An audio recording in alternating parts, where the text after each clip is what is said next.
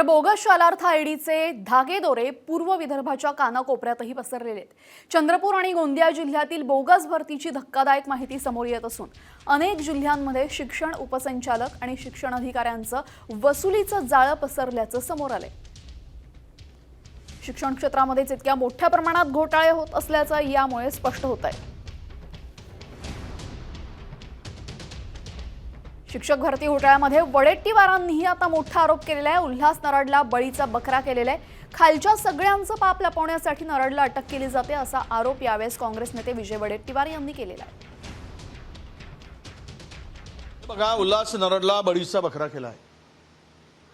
खाली पदांना मान्यता देण्याचं काम शिक्षणाधिकारी करतात आणि शिक्षणाधिकारी संपूर्ण प्रपोजल पाठवल्यानंतर अंतिम निर्णय हा डेप्युटी त्यांचा पगार सुरू करायचा, त्याला मान्यता अप्रूव्ह देण्याचं काम शेवटचा, ही फाईल शेवटची असते डेप्युटी डायरेक्टरकडे। चौकशी अहवाल आल्यानंतर जे काही दोषी असतील त्यावर कारवाई करायची आतापर्यंत पद्धत होती, पण डायरेक्ट पोलिसांनी या उच्चपदस्थ अधिकाऱ्याला हात घातला कारण खालचं सगळ्यांचं पाप लपवायचं होतं, हा त्या